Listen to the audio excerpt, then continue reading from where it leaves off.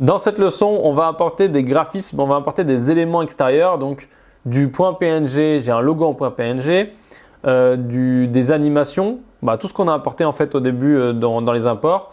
Donc des animations qui viennent d'After Effects avec et sans alpha. Et c'est tout. Et donc on va voir comment positionner ça et comment positionner ensuite, dans une prochaine leçon, les sons qui vont avec ces animations-là. Tu te souviens, on avait notre texte animé. Donc ça, on va le laisser et on va continuer ici et on va aller mettre d'autres éléments. Donc on va quitter l'Effect Library, on va dans Media Pool. Ici, on a nos graphiques. Là, on a le pop-up description. Donc on va voir ce que c'est cette affaire. On le prend, on le drop comme ça. Ou alors, je te rappelle, on peut le prendre. On allume les deux visualiseurs. Il est où mon deuxième visualiseur? On double-clique ici, il me l'ouvre. Je me positionne ici et là je fais Place on Top et du coup il me le met au-dessus directement.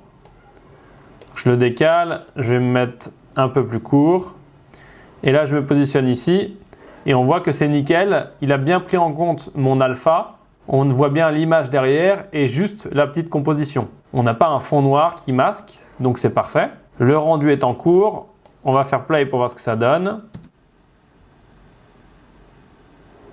Et ça a l'air nickel. On voit que l'animation se passe bien. Le play se fait bien en temps réel. On n'a pas de souci. On va faire play une deuxième fois. Voilà, nickel. On est à 25 images par seconde.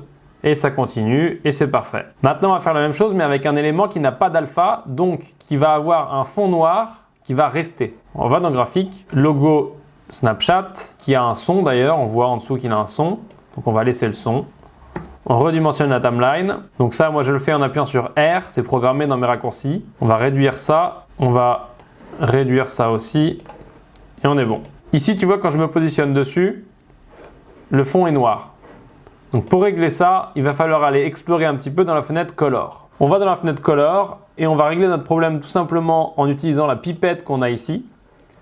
On va cliquer en plein milieu dans le noir puisque c'est le noir qu'on veut enlever.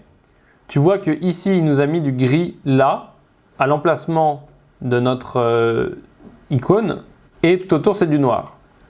Nous, ce qu'on va faire, c'est qu'on va le retourner, puisque nous, on veut que le gris, ce qui doit être transparent, ce soit le fond, et on veut voir notre logo. Ensuite, tu vois que là, on ne voit toujours pas le fond, parce qu'on n'a pas sorti ce canal d'alpha. Pour faire ça, on va faire un clic droit ici en plein milieu, on fait Add Alpha Output, on prend le petit triangle qui est là, on tire, drag and drop, et on tire ici. Et là, on voit que ça apparaît. Maintenant, des fois, quand tu fais ça, c'est un petit peu sale autour, il y a un peu de noir, et donc tu peux venir jouer sur ces réglages ici. Alors, la plupart du temps, il suffit de mettre 100 ici, quand c'est du graphisme de base, et du coup, ça règle le problème. Puisque des fois, il y a un peu de noir qui déborde selon la qualité de tes graphismes et l'encodage. On a fini ce qu'on avait à faire dans la fenêtre Color, donc on retourne dans Edit, histoire de pas trop se prendre la tête. Et on voit que notre intégration est plutôt nickel. On voit la barre bleue ici, on voit que le rendu est fait. Donc on va aller se mettre au début. On va faire Play. Nickel. Nickel, avec du son. Et voilà. Donc là, on a bien intégré celui-ci. On a bien intégré celui-ci. Celui-ci a du son, mais ça, on va le mettre en mute pour l'instant, on verra plus tard. Et donc maintenant, on va mettre une dernière chose sur celui-ci.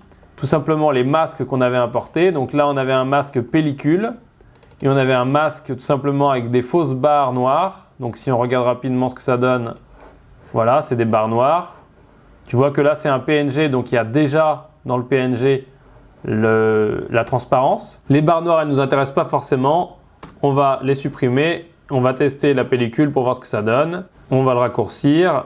Là, il doit faire un rendu. Le rendu est fini. On va se remettre au début pour voir. On fait play.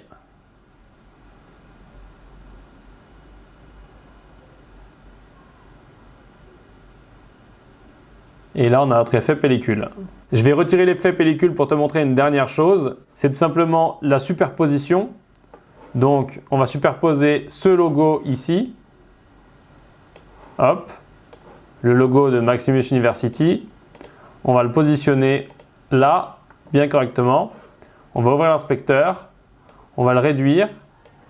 Et là, tout simplement, on va positionner le logo comme ça en plein milieu. Et après, ce qu'on va faire, c'est qu'on va faire un fond flou pour ça. Mais là, tu vois déjà qu'on a positionné le logo et qu'on peut l'animer Donc en taille par exemple, on va le faire grossir un petit peu. On va se mettre au début. Il est à 610. On va se mettre là. Il est à 610 aussi. On revient en arrière et on va le faire rétrécir à 510. On attend le rendu. Tu vois que c'est rouge. Là, ça devient bleu. Donc on peut faire play. Et là, on voit Maximus University. On a fait le tour des différentes incrustations possibles. Là, avec la dernière, on voit que c'est sympa, mais ce serait peut-être mieux d'avoir un petit effet de flou derrière. Et donc, je vais te montrer comment on fait ce petit effet de flou qui va nous emmener tout doucement dans les effets. On ne va pas voir les effets dans cette leçon, mais c'est une petite entrée, une petite mise en bouche pour les effets un peu plus poussés. Pour faire un effet flou derrière, donc sur cette image de timelapse, on va aller sur l'image du timelapse. On va aller dans Effect Library. Ensuite, dans Filters, Resolve. Et là, on a pas mal de choix. Et d'ailleurs, ça commence par les blurs. Tu vois qu'on peut fermer pour voir les autres catégories en tout cas. Et tu vois qu'il y a pas mal d'effets dans Resolve à la base. Nous, ce qu'on veut, c'est du blur. Donc, on va prendre du Gaussouin. On le met dessus. Et là, on a du blur derrière. Tu peux aller ici dans OpenFX pour le régler. Si tu veux plus ou moins de blur. Voilà, comme ça. Tu peux régler les bordures. Accessoirement, je te montre ici, tu vois qu'il est écrit GPU. Donc ça veut dire que c'est un effet qui est géré et rendu par le GPU. Donc le GPU, c'est le processeur graphique, donc c'est la carte graphique et non pas le CPU qui est le processeur de ton ordinateur. Le rendu est fini. Donc maintenant, on va faire play. Et voilà, c'est nickel. C'est la fin de cette leçon. Maintenant, tu sais mettre des graphiques qui viennent de l'extérieur, donc qui viennent d'Internet. Tu sais enlever le fond s'il y a un fond noir.